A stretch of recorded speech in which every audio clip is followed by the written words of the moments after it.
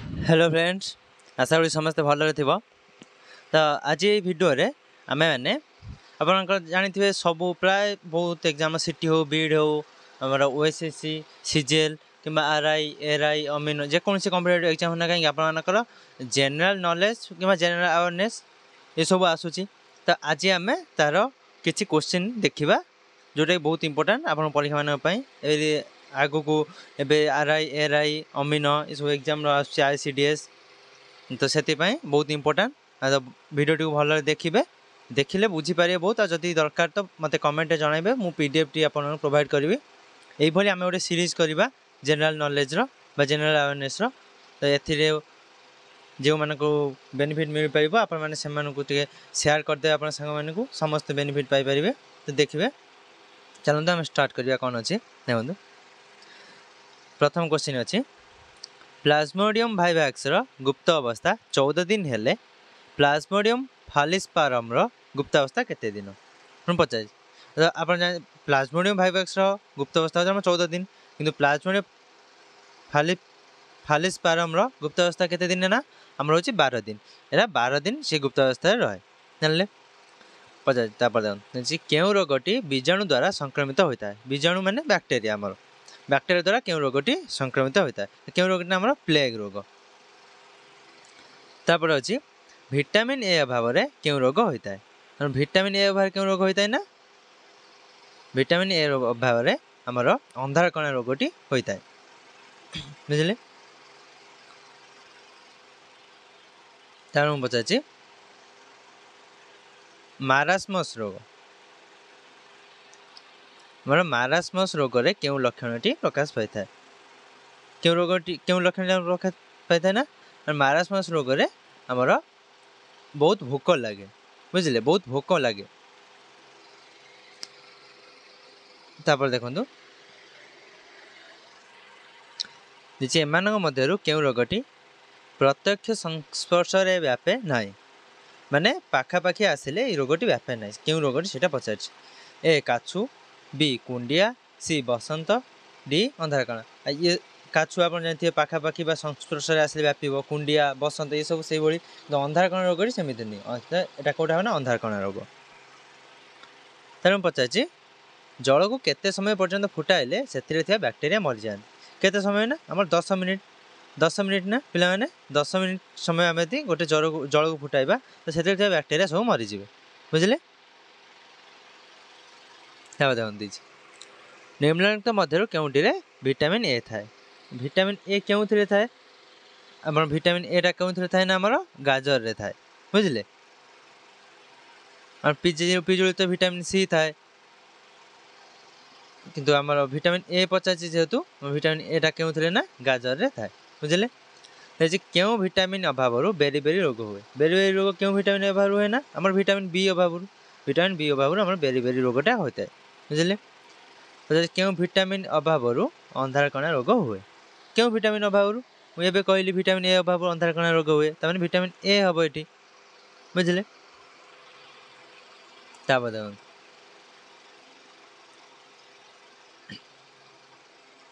पचार निम्नलिखित क्यों विटामिन अभाव जीभर घा हुए। जीभर घा हवा एरा क्यों विटामिन अभाव विटामिन बी अभाव होता है। तार पचार डीपीटी बूस्टर क्यों रोगर प्रतिषेधक रूपे नि जाए।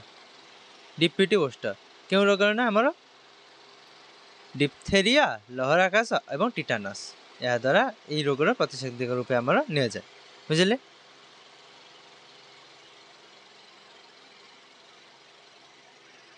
तापर देखो कौन पचार रक्त रे केउटीर उपस्थिति को व्यक्ति को मैलेरिया होइछि बोली हमें जानी हबो।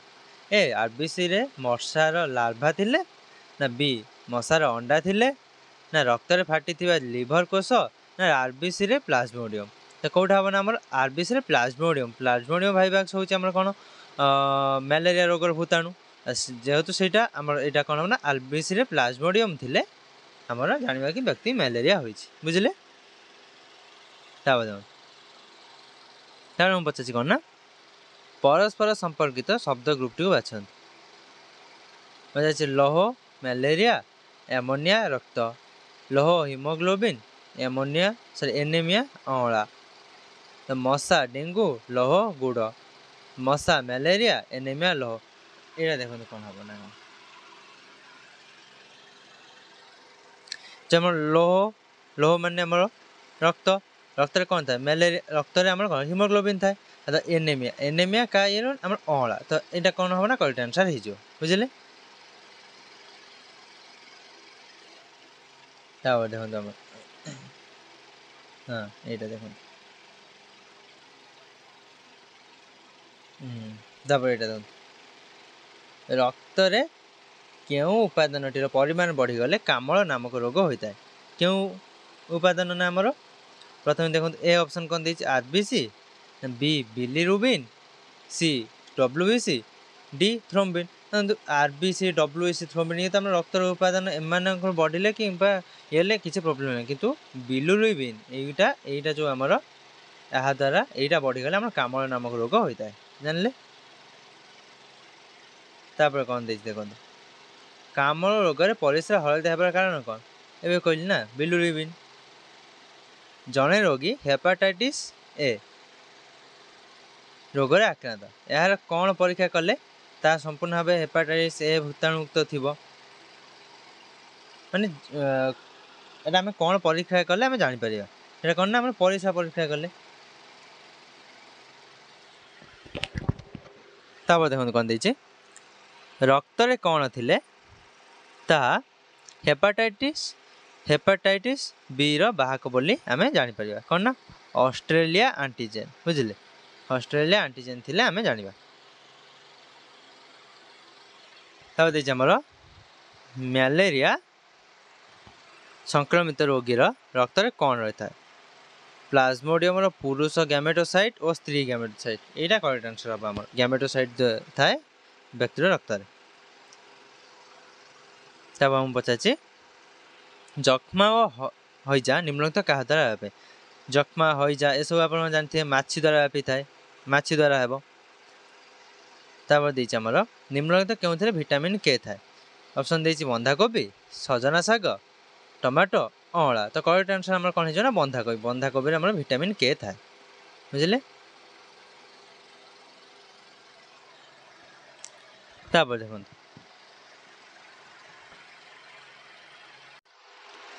धनुष्टंकार रोगर प्रतिषेधक इंजेक्शन कौन पचार आमको। धनुष्टंकार गोटे रोग जानते तार प्रतिषेधक टीका कौन आम पचार प्रतिषेधक टीकाटा कौन हम ना एटीएस तार हम एटीएस एटीएस टी हम करेक्ट आंसर। तार हम पचार क्यों विटामिन अभाव स्कर्वी रोग होता है।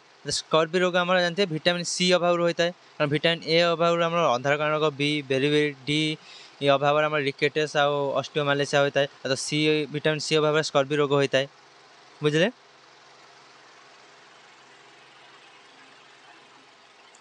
तापर देखो माई एनोफिलिस मशा कामुड़े कौन हुए। तो माई एनोफिलिस मशा आम कामुड़े कौन ना मलेरिया रोग होता है सेटा आम प्लाज्मोडियम भाइरस भूताणु द्वारा आम आरबीसी को जाए। तो सेटा आंसर कौन हो ना आमर मलेरिया हम। माई एनोफिलिस मशा कामुड़े मलेरिया रोग होता है। प्लेग रोग जानते हैं मूषा कामुड़े प्लेग रोग होता है बुझे। तापर पचार आम क्यूलेक्स मशा कामुड़ा द्वारा आमको बात ज्वर होता है कौन होता है ना बात ज्वर। तब हम पचार बीसीजी टीका क्यों रोग पर दि जाए। बीसीजी टीका आम एटीएस हूँ धनुष्टंकार बीसीजी हूँ आम जख्मा रोग बुझे जख्मा रोग। तार हम कौन पचार देखो कौन से लोक संक्रामक रोग होगा मात्र तार निराकरण क्योंटी संक्रामक रोग है मैंने आम प्रथम डॉक्टर पाखक नहीं जा मेडिकल को तापर गोटे आइसोलेट रूम रे रखा। तो ये कौन हम डाक्तर को नहीं जा सरी पड़ेगा डाक्तर पाखक नवा बुझे। देखो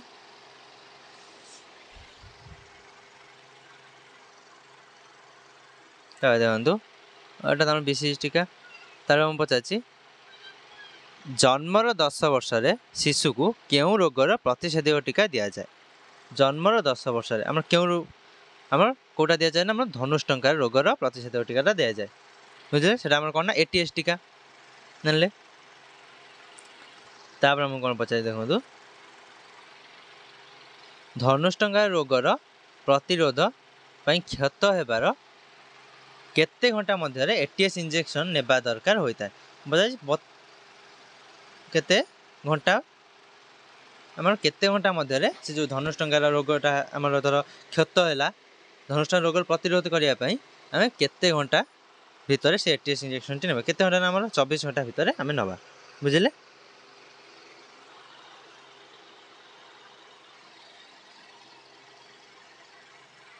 ତାର ପଚାରୁଛି ଏମାନଙ୍କ ମଧ୍ୟରୁ କେଉଁ ରୋଗଟି ବାୟୁ ମାଧ୍ୟମରେ ହୁଏ କେଉଁ ରୋଗ ଆମର ବାୟୁ ମାଧ୍ୟମରେ ହୁଏ ଆମର ପୋଲିଓ ରୋଗ ଜାଣିଥିବେ ସରି ବାୟୁ ମାଧ୍ୟମରେ ପଚାରୁଛି ଏଇଟା ଆମର ବାୟୁ ମାଧ୍ୟମରେ କେଉଁଟା ହୁଏ ନା ଆମର ଗାଲୁଆ ରୋଗ ଏ ଯେଉଁ ଗାଲପଟି ଥରେ ଆପଣ ଜାଣିଥିବେ କହନ୍ତି ଗାଁରେ ସେଇଟା ହେଉଛି ଗାଲୁଆ ରୋଗଟା ଆମର ବାୟୁ ମାଧ୍ୟମରେ ବ୍ୟାପିଥାଏ ତାର ମୁଁ ପଚାରୁଛି टाइफॉइड निम्नोक्त मध्यरु कहा द्वारा व्यापी आम टाइफॉइड रोगटी कहा द्वारा व्यापी था पचार क्या द्वारा ना आम जल मध्यम जल मध्यम आम टाइफॉइड रोगटी व्यापी थापर माटी और गोबर निम्नोक्त क्यों बीजाणु था सॉरी क्यों जीवाणु था मलेरिया एड्स अपपुष्टि और धनुष्टंकार आम कौन ना धनुष्टंकार रोगर जीवाणु मैंने यहाँ था गोबर माटी और गोबर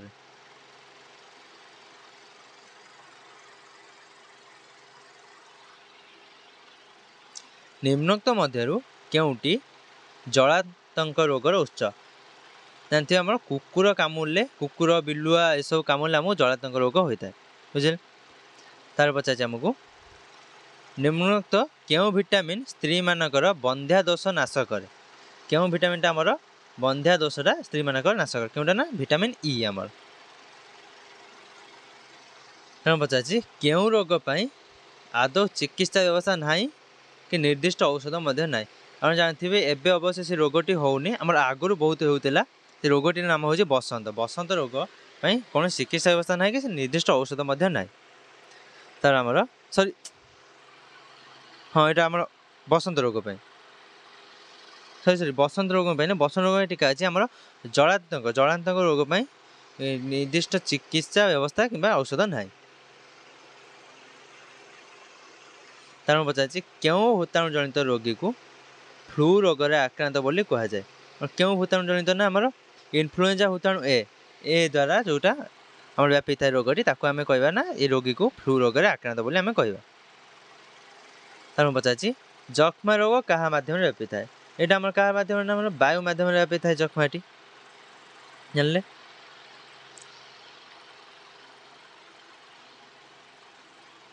देखते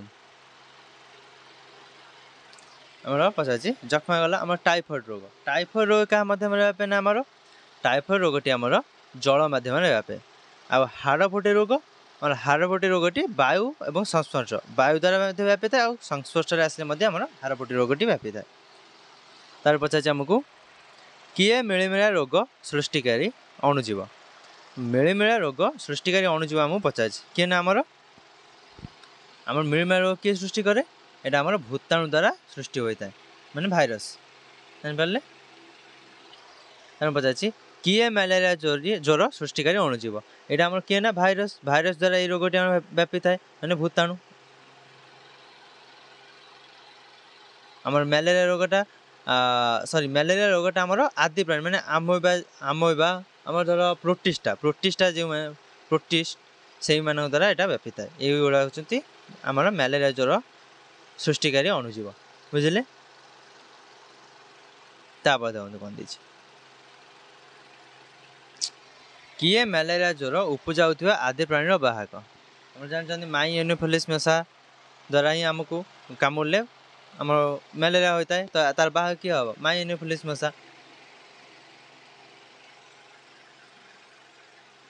किए संक्रामक रोगर साधारण बाहक संक्रामक रोग बेसी प्राय आम क्या द्वारा होता है माछी द्वारा जमी हईजा आमर पाखापाखि सब देखिए प्राय संक्रामक रोग आम माछी द्वारा होता है पाउरुटी कि इडली पिठो क्या द्वारा फुली थाए ईस्ट जीवकोशर वृद्धि जो ईस्ट द्वारा ଆମର ପାଉଁରୁଟି କିମ୍ବା ଇଟିଲି ପିଠଉ ଫୁଲିଥାଏ। ତାପରେ ଦେଖନ୍ତୁ ଚିନିକୁ ସୁରା ସାରରେ ପରିଣତ କରିବା ପ୍ରକ୍ରିୟାକୁ କ'ଣ କୁହାଯାଏ? ଆମର କିଣନ ବା ଆମର କ'ଣ କୁହାଯାଏ ନା ଏଟାକୁ ସୁରା ସାର କିଣନ କୁହାଯାଏ ବା ଫର୍ମେଣ୍ଟେସନ୍। ବୁଝିଲେ, ଏଟାକୁ ଆମେ ଫର୍ମେଣ୍ଟେସନ୍ ବା ସୁରା ସାର କିଣନ ବା କିଣନ ବୋଲି କହିବା। ତାର ପଚାରିଛି ଆମକୁ କେଉଁ ରୋଗ ପାଇଁ ଟୀକା ନିଆଯାଏ ନାହିଁ? କେଉଁ ରୋଗ ପାଇଁ? ନା ଆମର ଆମାଶୟ ପାଇଁ।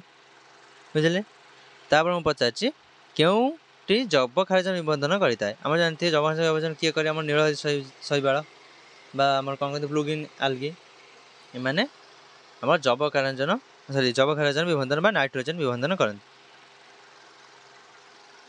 ପଚାରିଛି ଚାଉଳକୁ ଅଧିକ ପାଣିରେ ପକାଇ ଧୋଇଲେ ଏଥିରୁ କେଉଁ ଭିଟାମିନ୍ କମିଯାଏ? କେଉଁ ଭିଟାମିନ୍? ଆମର ଭିଟାମିନ୍ ସି। ଭିଟାମିନ୍ ସିଟା ଆମର ଏଥିରୁ କମିଯାଏ। କେଉଁଟି ଭଲ ରାନ୍ଧିବାର ଅଭ୍ୟାସ?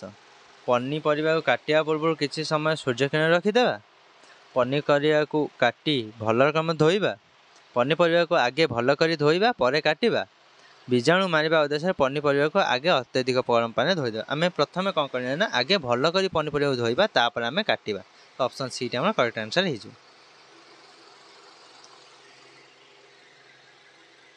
ତାପରେ ମୁଁ ପଚାରିଛି ଭିଟାମିନ୍ କି ପ୍ରକାର ପଦାର୍ଥ? ଏ ଆମକୁ ମୋଟା କରିବା ପାଇଁ ଔଷଧ ବ୍ୟବହାର କରିବା ଏକ ପଦାର୍ଥ, ନା ବି ଆମର ମାଂସପେଶୀ ସୁଦୃଢ଼ କରିବା ପାଇଁ ଏକ ଖାଦ୍ୟ ପଦାର୍ଥ, ସି ଅଳ୍ପ ପରିମାଣର ଦରକାରୀ ପଦାର୍ଥ ଯାହା ଆମକୁ ଅଭାବଜନିତ ରୋଗ ରକ୍ଷା କରେ, ଡି ଏକ ଜୈବ ରାସାୟନିକ ପଦାର୍ଥ ଯାହାକି ଶରୀର ଅଭିବୃଦ୍ଧି ଓ ସ୍ୱାସ୍ଥ୍ୟ ରକ୍ଷା ପାଇଁ ଅପରିହାର୍ଯ୍ୟ। ତ ଏଇଟା ଆମର କରେକ୍ଟ ଆନ୍ସର ହେଇଯିବ। ବୁଝିଲେ, ମାନେ ଏଇଟା କରେକ୍ଟ ଆନ୍ସର ହେଇଯିବ ଡି। ଇଏ ଏକ ଜୈବ ରାସାୟନିକ ପଦାର୍ଥ ଯାହାକି ଆମ ଶରୀର ଅଭିବୃଦ୍ଧି ଓ ସ୍ୱାସ୍ଥ୍ୟ ରକ୍ଷା ପାଇଁ ଅପରିହାର୍ଯ୍ୟ। ତାପରେ ଦେଖନ୍ତୁ କ'ଣ ପଚାରିଛି ଆମକୁ ଗୋଟିଏ ପିଲାର ଦାନ୍ତ ମାଢ଼ିର ଫୁଲି ରକ୍ତ ବୋହିଛି, ତେବେ ପିଲାଠୁ କେଉଁ ରୋଗ ହୋଇଛି? କେଉଁ ରୋଗ ହୋଇଛି ନା ଏଟା ଦାନ୍ତ ମାଢ଼ି ଫୁଲି ରକ୍ତ ବୋହୁଛି, ତ ଆମର ଏଟା ସ୍କର୍ବି ରୋଗ ହେଇଛି। ଭିଟାମିନ୍ ସି ଅଭାବରୁ ଆମର ଯେଉଁ ସ୍କର୍ବି ରୋଗଟି ହୁଏ ଏଟା ସ୍କର୍ବି ରୋଗର ଲକ୍ଷଣ ଗୋଟେ। ବୁଝିଲେ, ପଚାରିଛି ମାଂସପେଶୀ ସୁଚାରୁ ରୂପେ କାର୍ଯ୍ୟ କରିବା ପାଇଁ କେଉଁ ଲବଣ ଆବଶ୍ୟକ? ଆମର କେଉଁ ଲବଣ? ନା ଆମର ସୋଡ଼ିୟମ୍ ଆଉ ପଟାସିୟମ୍, ମାନେ Na ଓ K। ତା ମୁଁ ପଚାରିଛି ଶରୀର ଗଠନ ପାଇଁ କେଉଁ ପ୍ରକାର ଖାଦ୍ୟ ଆବଶ୍ୟକ? ଶରୀର ଗଠନ ପାଇଁ ଆମର କ'ଣ ନା କ୍ଷୀର, ଛେନା, ମାଛ, ମାଂସ, ଅଣ୍ଡା ଏଇସବୁ। ଏଇଟା ଠିକ୍ ଅଛି। ଆମର ଏଇ ଯେଉଁ ଅପସନ୍ଟି ଅଛି ପ୍ରଥମ ଅପସନ୍ଟି ଏଇଟା ଆମର ଠିକ୍ ଅଛି। ପ୍ରଥମ ଅପସନ୍ଟି ଆମର ଠିକ୍ ହେବ। କ'ଣ ନା ଆମର ଶରୀର ଗଠନ ପାଇଁ କ'ଣ ସବୁ ଦରକାର? ଆମର କ୍ଷୀର, ଛେନା, ମାଛ, ମାଂସ, ଅଣ୍ଡା ଏସବୁ ଜୀବ ସାର ଜାତୀୟ ଖାଦ୍ୟ ଆମର ଦରକାର। ତାପରେ କ'ଣ ଦେଇଛି ଆମକୁ କ୍ଷୀରକୁ ଭଲ ଭାବରେ ଉଷୁମ କରି ଏଥିରେ ଲଘୁ ଏସିଟିକ୍ ଅମ୍ଳ ପକାଇ ଛାଣିଦେଲେ ଛଣା କନାରେ କ'ଣ ରହିବ? କାସିନ୍ ନାମକ ପୁଷ୍ଟିସାର, B vinegar, C lactic acid, D glucose. ତ ଆମର କ'ଣ ରହିବ ନା ଏଠି କାସିନ୍ ନାମକ ପୁଷ୍ଟିସାର। ଏଠି କାସିନ୍ ନାମକ ପୁଷ୍ଟିସାରଟି ଆମର ରହିଯିବ। ବୁଝିଲେ, ଆମର କରେକ୍ଟ ଆନ୍ସର କ'ଣ ହେଇଯିବ ନା ଏ। ତାପରେ ଦେଖନ୍ତୁ ଦେଇଛି ଷ୍ଟେରଏଡ୍। ଏଟା ଷ୍ଟେରଏଡ୍ ହରମୋନ୍ ସଂଶ୍ଳେଷଣରେ କିଏ ଆବଶ୍ୟକ? କିଏ ନା କ୍ୟାଲୋଷ୍ଟେରଲ୍। এটা କ୍ୟାଲୋଷ୍ଟେରଲ୍ଟା ଠିକ୍ ହେବ। କୋଲେଷ୍ଟେରଲ୍। ତା ମୁଁ ପଚାରିଛି କଲିଜା ମାଂସପେଶୀରେ କେଉଁ ଶ୍ୱେତସାର ସଞ୍ଚିତ ହୋଇ ରହିଥାଏ? କେଉଁଟା ନା ଆମର ଗ୍ଲାଇକୋଜେନ୍ ସଞ୍ଚିତ ହୋଇ ରହିଥାଏ। ତା ମୁଁ ପଚାରିଛି ଷ୍ଟାର୍ଚ ଯେପରି ଏକ ପଲିସାକାରାଇଡ୍ ସେହିପରି ଗାଲାକ୍ଟୋଜ୍ କି ପ୍ରକାର ସାକାରାଇଡ୍? ଆମର କ'ଣ ନା ମୋନୋସାକାରାଇଡ୍। ଏଟା ମୋନୋସାକାରାଇଡ୍। ଆମର ଷ୍ଟାର୍ଚ ପଲିସାକାରାଇଡ୍, ଗାଲାକ୍ଟୋଜ୍ ଆମର କ'ଣ ନା ମୋନୋସାକାରାଇଡ୍। ତାପରେ ଦେଖନ୍ତୁ କ'ଣ ଦେଇଛି କିଏ ଏକ ପଲିସାକାରାଇଡ୍? କିଏ ନା ଆମର ପଲିସାକାରାଇଡ୍ କିଏ ନା ଏଠି ଏ ଯେଉଁ ଅପସନ୍ ଦେଇଛି ଅପସନ୍ ଗ୍ଲୁକୋଜ୍ ହେବନି, ସୁକ୍ରୋଜ୍, ମାଲ୍ଟୋଜ୍ ଏସବୁ କେଉଁଟା ହେବ ନା ଆମର ସେଲୁଲୋଜ୍ ଆମର ପଲିସାକାରାଇଡ୍।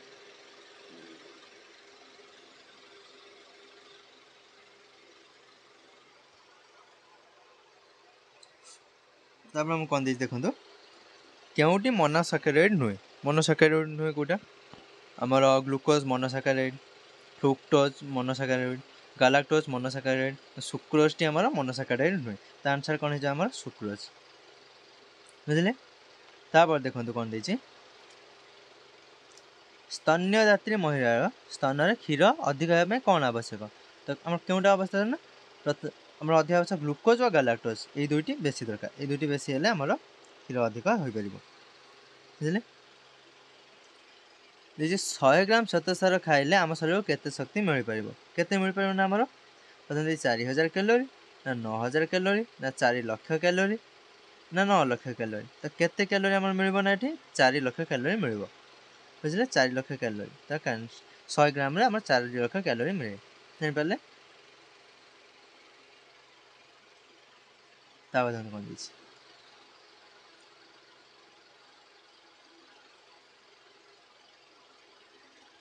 ଆମକୁ ପଚାରିଛି ଷ୍ଟାର୍ଚରେ ଆୟୋଡିନ ଦ୍ରବଣ ପକାଇଲେ କେଉଁ ରୋଗ ଧାରଣ ହୁଏ? ଷ୍ଟାର୍ଚରେ ଆମର ଆୟୋଡିନ ଦ୍ରବଣ ପକାଇଲେ ଆମର ଏଟା ନୀଳ ରଙ୍ଗ ହୋଇଯିବ।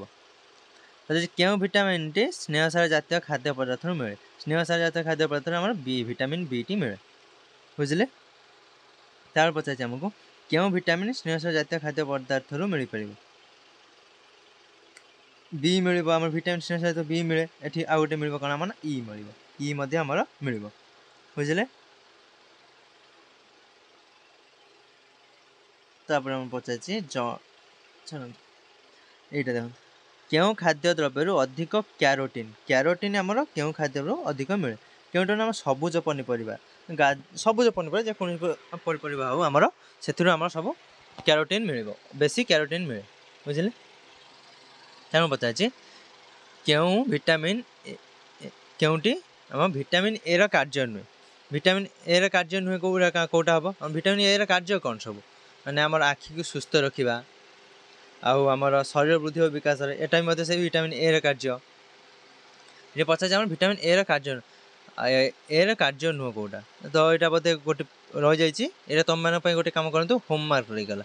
ଏଇଟା ଆମର ଏଠି କ'ଣ ଦେଇଛି କେଉଁଠି ଭିଟାମିନ ଏ ର କାର୍ଯ୍ୟ ନୁହେଁ? ଆପଣମାନେ କ'ଣ ମୋତେ କମେଣ୍ଟରେ କରିବେ କି କେଉଁଠି ଭିଟାମିନ ଏ ର କାର୍ଯ୍ୟ? ଯେଉଁଗୁଡ଼ିକ ଭିଟାମିନ ଏ ର କାର୍ଯ୍ୟ ଗୁଡ଼ିକ ମୋତେ ଲେଖିକି କମେଣ୍ଟ କରିବେ ଯେଉଁମାନଙ୍କୁ ଆସୁଛି, କାରଣ ଏଇଠି ଲାଷ୍ଟ ପିଡିଏଫ୍ଟି ରହିଯାଇଛି। ଆପଣମାନଙ୍କ ହୋମୱାର୍କ ଭାବରେ ଆପଣମାନେ ନେଇପାରିବେ ଆପଣମାନେ ଏହାକୁ କମେଣ୍ଟ କରିବେ। ଆଉ ଭିଡ଼ିଓ ଯଦି ଭଲ ଲାଗିଲା ଆପଣ ସାଙ୍ଗମାନଙ୍କୁ ସେୟାର କରିବେ, କାରଣ ସମସ୍ତେ ଏହାର ବେନିଫିଟ୍ ପାଇପାରିବେ। ଆଉ ଚ୍ୟାନେଲଟି ସବସ୍କ୍ରାଇବ୍ କରି ଲାଇକ୍ କରିଦେବେ। ଜୟ ଜଗନ୍ନାଥ। ଧନ୍ୟବାଦ।